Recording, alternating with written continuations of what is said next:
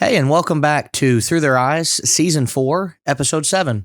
We're glad that you're with us. This season has been entitled The Minister Files, and we kind of wanted to treat it like you're opening a filing cabinet and you're pulling out a folder on a subject, but rather than reading a document, we're going to sit down with somebody and talk to them instead. And we hope that this season so far has been helpful to you. As you know, during the summer, our regular content is on hold and on hiatus. We let our hosts that are doing regular shows weekly take the summer off because of all the different camps and VBSs and all the good stuff that goes on that takes a lot of time and attention. So Wayne and I sit down with people and we discuss certain topics with them on Tuesdays, and then Thursdays we have Did That Really Happen? Of course, I'm Michael Clark, the Director of Operations here at Scattered Abroad. I have with me Wayne Rogers, the Director of Programming, and our guest today is David Smith. David, welcome to the podcast, and go ahead and tell us about yourself. Yep. I preach for the North Hamilton Church in Saudi Daisy, and been there going on about 15 years now, and just love helping any way I can. Known you for a long time. Yeah. Yeah, just met Wayne today, so it's good to meet y'all and good to be with you again. We go way back. When your dad was preaching at South Haven, I can remember running the hallways with you, hitting up the bookstores in the back. Right. Yeah. That's the only thing you can do. Recreational life is great. Yes. Well, that brings us to what we're talking about too. Having fun, enjoying life. Yeah. You know, there's got to be something understood about that recreational life is a part of life. It is. But we certainly know that with everything we've been discussing all season, there's a balance to it. Sure. Not all of life can be fun, just like not all of life can be worship. Yep. But how do we find that balance? And so when we look at the word recreation, I think some people get kind of really nervous because we can see recreation from the world's perspective as every commercial is trying to entice you to take a vacation. Sure. Every commercial is trying to entice you to just have fun and do whatever you want to do. And so recreation can kind of be seen as a bad thing sometimes. It can. I know Christians who think that way. That's right. Yeah, who, members of congregations I've been a part of who think if you do anything recreationally, somehow you're sliding the Lord in that. And I think there are extremes on both sides. You could be overly recreational, but you could also think that it's just wrong. You should not do it. You can never go see a movie. You can never go out on a boat. You can never go hiking in the woods. I think like what you're saying, I think what we're about to get into says you're really missing out on a really important part of life if you cut out recreation. That's right. So how can we prove biblically? Because it's easy for us, and someone might be sitting there, if they have that opinion that recreation is a problem, they might be sitting there saying, you know, how are you going to justify it? You're just the only one that says this, and there's no biblical proof and no biblical evidence that recreational life is acceptable. So how do we know, biblically speaking, that recreation is a part of life? Yeah, I don't think there's a single passage you could point to and it says, thou shalt enjoy recreation. Right. I think we're working off principle when we do that. So I think we should just look at different principles. When you sent the sort of the syllabus for the program, the first thing that jumped in my mind is that we are more than just spirit and soul, right? We're body too. 1 Thessalonians 5 verse 23. So we do the things that refresh our souls and help our spirits. But there's also a part of us that's very connected to this physical universe that also needs treating as well.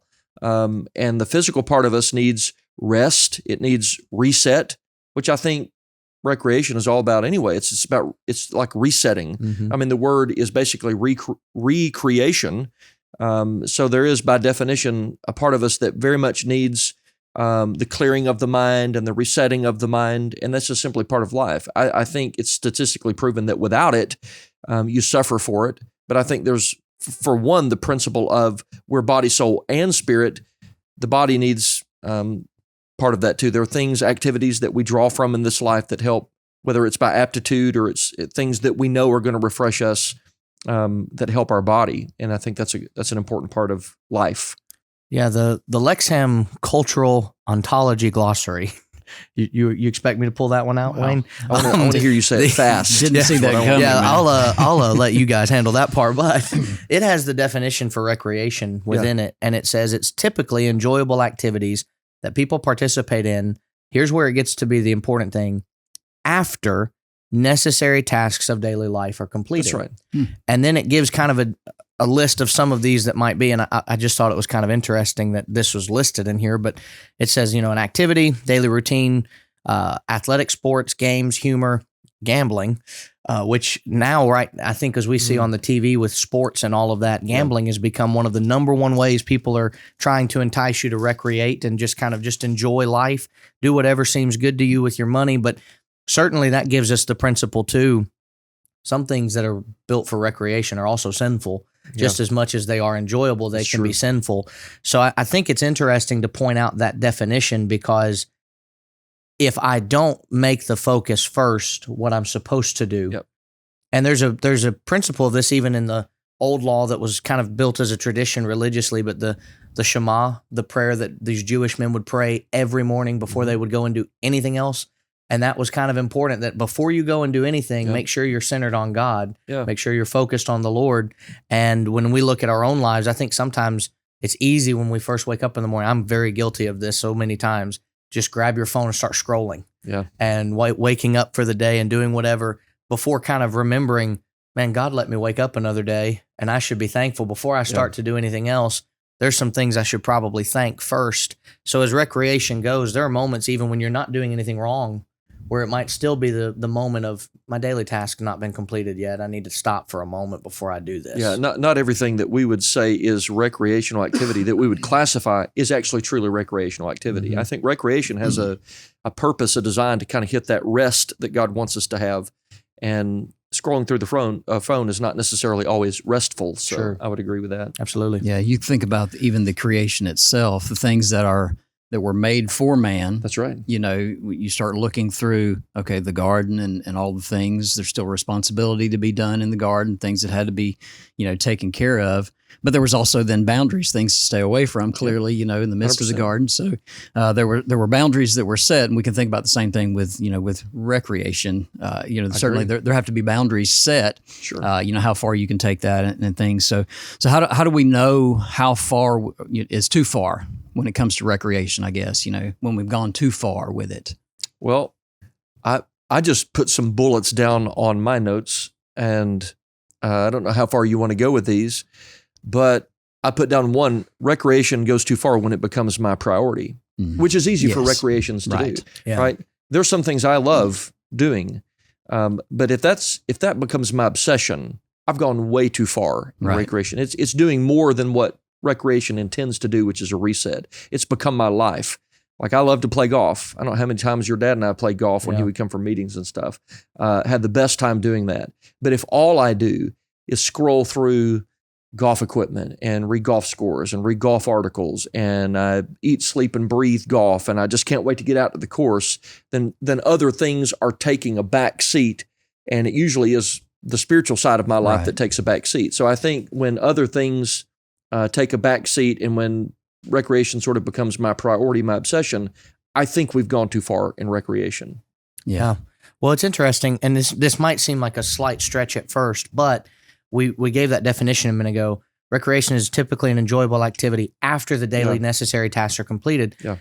I think about 2 Samuel 11, when the Bible says in verse 1, it happened in the spring of the year at the time when kings go out to battle, but David didn't go. He didn't go. He decided to stay back. Now, we're not told he decided to stay back to have a vacation or to just not do anything and recreate, but it did present a problem that he had not done what his task was to do, because this is the time when kings go to battle. And here's King David saying, Joab, you and your servants can go and you can fight. I'll stay behind. Yeah. And I think so often that is where we kind of get into the problem here, because what ended up happening is definitely a recreational activity that so many people today are being told, you can do that as recreational. It's fine. It's enjoyable. Whatever you want to do, however you want to do it, no problem. Yeah. And then David, here he is met with a situation that he would have been however many miles away had he just gone to battle.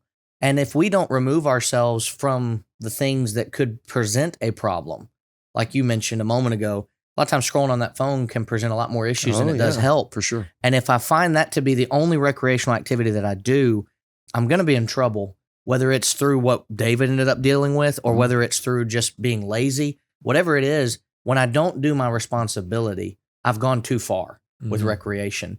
And I think as children, when we were in school and we had summer, it was so much fun to know for the next however many months, I have no responsibility, nothing to do. But then my mom would come in and say, hey, we're going to weed the flower bed today. No, we're not going to do that, right? That's a you thing. That's not a me thing. I'm Yeah. on vacation. No, we're going to weed the flower, but hey, the lawn needs to be mowed. You still have responsibilities. And I would not be allowed to have recreational activity until I did those things. Sure. And now, as a grown adult, I remember watching my dad as a little boy stay up late into the night working and doing things to get ready for sermons and classes and all the other things that he's involved in doing. And now Adam, my son, came up to me one time when it was almost bedtime for him. And he said, "Are you going to bed too?" I said, "No, Daddy's got some schoolwork and some other things he's got to finish." And he said, "Well, don't you want to go to bed?" I'd like to be able to rest, yes, yeah. but I've got to do this work. And I think that's something that parents have to instill that within their children. If my mama and daddy are always just enjoying recreational life and I never see them really doing any hard That's right. work, I'm going to grow up and feel the same way. And some of the hardest working people I've ever met have also some of the hardest working children I've ever met too. Mhm. And I think there's a correlation to that because I've seen that with you and your kids.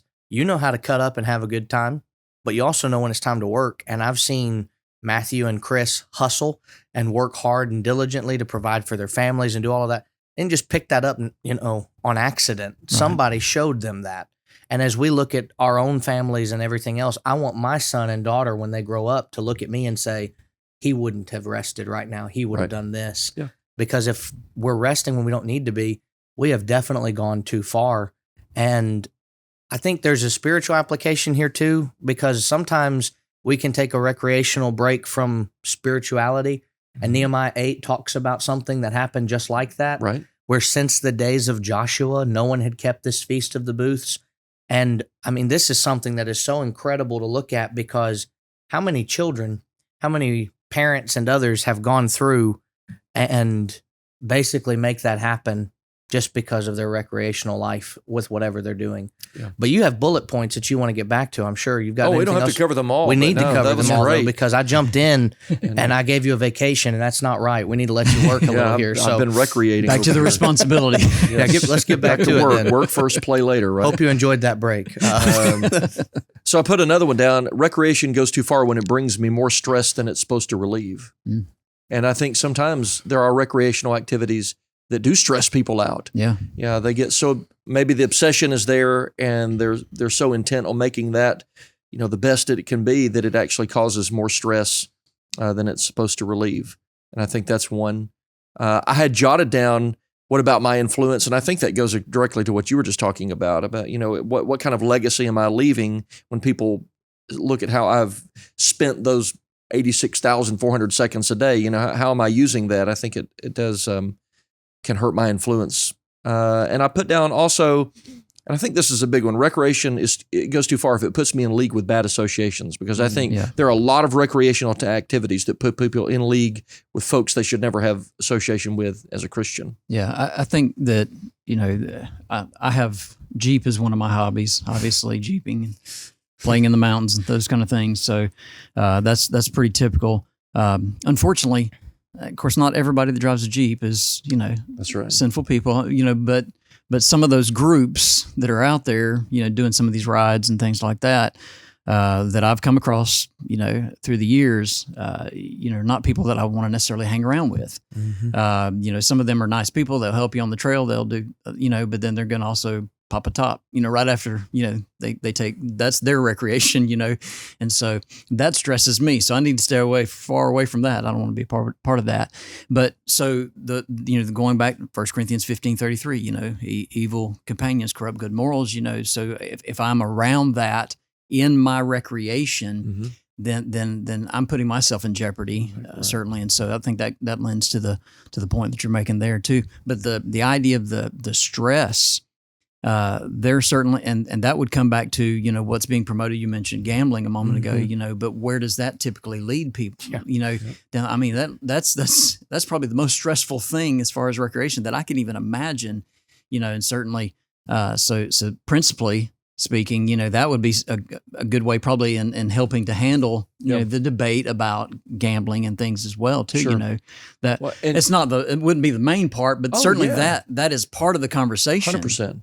Yeah. Yeah, it's part of, and like Michael mentioned at the very, very beginning, phones. Mm-hmm. Phones aren't restful.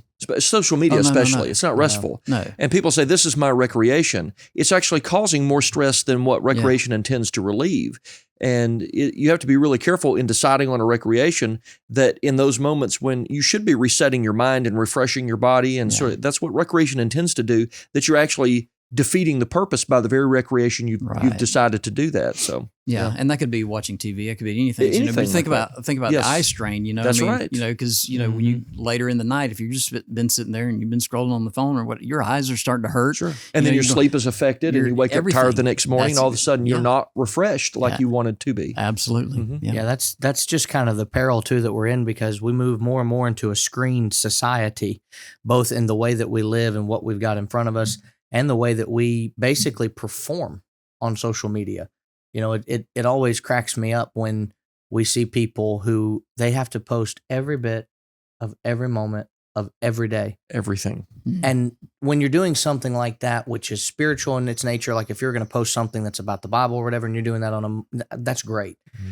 But I often just sit there and think, how exhausted do you have to be when every single moment of your life, we call it being an influencer, I guess is the best term I can give it. Mm-hmm. When you try to live your life as an influencer and the camera is on, you are performing, you are putting on an act. And it's kind of like, we know what that's like, not to say that we put on an act in the pulpit, but the pulpit's not the time to be joking around and making all these types of funny remarks and all that kind of stuff. So we put on this is my serious moment and mode. I need to be able to flip a switch and be very reverent and respectful during this worship assembly. And then when the worship assembly is over and we go out to lunch with some preachers, then we can cut up and have some fun, and that's completely fine. But sometimes it feels like we're putting on an act on social media with the way that we live and what we do. And I can't help but think that is exhausting, that you wake up in the morning and the very first thing, that you've got to do is that. And there's this, I don't know, I haven't seen it in forever, but it's called Time Hop. You remember Time Hop? Mm-hmm. Have you ever seen Time Hop? It was this little thing that would be attached to Facebook basically, and it would tell you what you posted on this day, and you can go back through, and I challenge anyone watching or listening, if it's still in existence and still capable, go back through and make fun of yourself, because I guarantee you, like I have done, I posted one time at 3 a.m, Michael Clark is eating ravioli. Who cares? Yeah. Why does that matter? And who's up at 3 a.m. and is like, I need to see what Michael Clark is doing. He's probably needing my help. So we often just kind of get so bogged down in what we think provides rest. But like you said, it just provides more stress. It does. You're a very inspirational person, so other people may want to eat ravioli if they see you eating ravioli. That is true. If you're at 3 a.m, especially. Yeah, 3 a.m, I mean. Yeah. If you're watching this, go get a bowl of ravioli. You're looking for ideas. That's right. I'll support you, not by buying it. That's you go and do that yourself. But certainly that's the problem and the peril, because our society is so busy that naturally we want an escape. And we want to be able to enjoy, and we want to be able to do things. But, all the different sports that are available, all the different TV shows that are available, to keep up with every nook and cranny of every little thing that is recreational is also exhausting. Mm. And it's too far. There's a point where it's like, okay, I've got to take a step back. And for me, you'd mentioned those Jeep groups. Mm-hmm. I had a situation where fantasy football is really fun to play and enjoyable. And I had some people that got me into a fantasy football group that was not members of the church. Yeah. And at first it was okay. And then some team names started to get edited and other things. And it was like, there's nothing sinful with what I'm doing. Mm-hmm. But it got to a point where I couldn't condone it anymore. Sure. And I had to bow out and leave. Yeah. But, in that moment of my life, I was so enjoying fantasy football. I was like obsessed with it. I was doing 30 leagues. That's insane. Mm. Why would you do that? And it's not fun. It becomes a job at that point. Right. And when it's not enjoyable, you're not actually having that recreation that you're talking about. And so certainly there's easy ways for all of us to realize we've gone too far with our recreation. The one last thing I want to say before I throw it back to either of you guys, if you have anything else to add to this question, is we can also go too far in our recreation from studying. Oh, yeah. Because there's moments where you need to take a respite. You can't just be reading 24/7 and trying to cram every nook and cranny of everything into the Bible, into your brain. You have to take a break every now and then Jesus himself, we know, would go off and pray rest. Yeah. and rest and do those types of things, knowing that he was here on the most important mission anybody would ever be sent here to fulfill. Sure. And yet he still took time of rest. He did do that. But when his rest was over, he got back to work. Right. And I think about 1 Kings 19 a lot with Elijah and how he was told, you need to rest right now. You cannot continue. Yep. Too many of our preachers don't understand that. And so they don't rest at all. And then they get burnt out. But the opposite side of that is when you rest too much, then you're not able to really fulfill the work in the right way. So they've got to find that balance, which seems to be what we're talking about. So are you saying only take a week of vacation, not 2? Maybe 3. The no. 30-day sabbatical, is that too much? Maybe. I don't know. It's each his own. Are you trying to put a number on it? I'll let you at home decide. Thank you. But definitely for sure. Be godly when you do. So y'all have anything else you want to add to this second question? I wrote a bunch down. I'll add one more. Yeah. Which is, and I see this sometimes, can you still be a good steward of your body in the recreational activity? What some people call recreational activity actually ends up hurting them. You know, I've known some folks who are like, I'm going to get into MMA style fighting. And every week they've got a broken foot, a broken bone. Well, your body's still the temple of the Holy Spirit, right? Your body still belongs to God. You're supposed to honor God with your body. So recreational activity is okay as long as you're not abusing the very part of the body that is supposed to be getting the rest from the recreational activity. Right. So, I mean, lots of considerations. Yeah, just hit a punching bag, hit not a punching person. Bag. They hit back. You know, I mean, that's got to be nerve wracking. I couldn't imagine fighting. I've seen boxers. My cousin was a boxer. I've seen him just hands black and blue, bloodied, from the bag. And so they're I don't even know wearing. Are they wearing gloves when Absolutely, they do that? Yeah, that's crazy. Yeah, I'm just saying, like, I can't imagine doing that myself. Okay, that's just not me. So finding that balance. Yeah, we kind of have to mesh the understanding of workaholic is sometimes worn as a badge of honor, and it's okay to be, a very good worker. And certainly, if someone says he's a workaholic, I think what they usually mean by that is he works very hard. And we know of some people that we love dearly that are always working and always accomplishing something, and they're always trying to further the kingdom in some way and spread it further to people that they can see it so that it goes everywhere into the world. But then we also know some people where it's almost like they wear that workaholic as a badge of honor and they just throw it around. I can't get that done. I'm just so busy. I'm never able to do this. I can't do this. And then you think, well, then how are you still making it? I mean, because when you're working constantly, the stress of life and all of that, it eventually just eats away at the body and puts you in certain predicaments and problems. So we can't overwork ourselves, but we also can't become too lax. Yeah. And so that's the hard line and tightrope to walk, because you can always find something to do. And certainly we should be finding some things to do. And I know what the Bible teaches about always abounding in the work of the Lord, being in excess of work and growth and all of those types of things. You can even do that in a recreational activity. Yeah. You can even still be the Christian you're supposed to be when you're relaxing. Yeah. So, but this is the question. How do we ensure that we don't lean too far to the right or too far to the left, and we have that balance in these subjects of being overworked or too relaxed? All right. I would say for those who lean too far one way and say recreation's wrong, you shouldn't do it. So, some of that is because they've become exceedingly micromanaging over their life. They feel like their world's going to fall apart. I think people need to be convinced your world is not going to fall apart because you take a break from working for a while. It's a very good thing to step back. I mean, there's medical benefits to relaxing, heart health and lower the risk of disease, and, your body's rested. But I think people need to be convinced their world won't fall apart. And a lot of that is the ability to trust God that, if he can provide, and he can, then I can take a step back, and I cannot be so intently studying for 3 hours while I reset my mind, and God's going to keep the world turning round while I'm doing that. And some people are convinced that if they stop doing what they do in work, the workaholics, that everything's going to unravel, and it is not going to unravel when we do that. Yeah, absolutely. Wayne, the work in the background keeps going. It's going to keep going. It's going to keep going, and so taking this maybe out of the realm of preacher work. Yep. But just in the workforce, people do the same thing. Clearly, they become workaholics.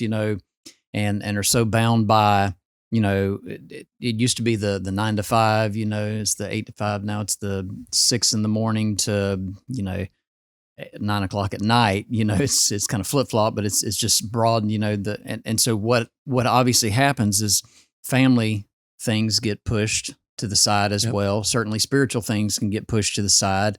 Well, I am so tired I can't even keep my eyes open to read a passage before I go to sleep at night. I can't, I can't think, I can't sit down with the kids and do this, because when I come in, I'm still tied to my work. I've got to do these other things so I can go back to work in the morning and start all over again. It never ends for some people, and so,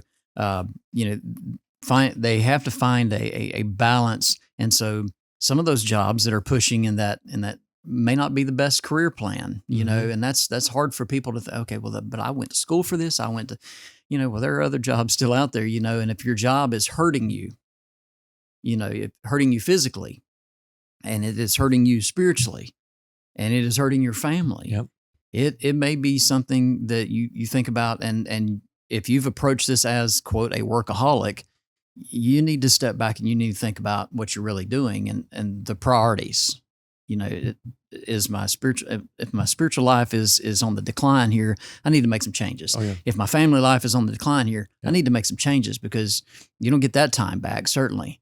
And so those are things. So that's on the other end of that. And then just being too lax, I think about maybe some kids that grow up, that their parents, and maybe they are a little, monetarily able to just go every weekend and just do, and they're all out there, but the kids in their mind, because they're not given maybe responsibility during the week and things like that, as the parents have responsibility through the week, they only see the weekend as life, and so that becomes their mantra, if you will. That's their kind of way that they go about life. And so they're being trained and influenced in that way, and they can see the other side of that. Well, we just want to play.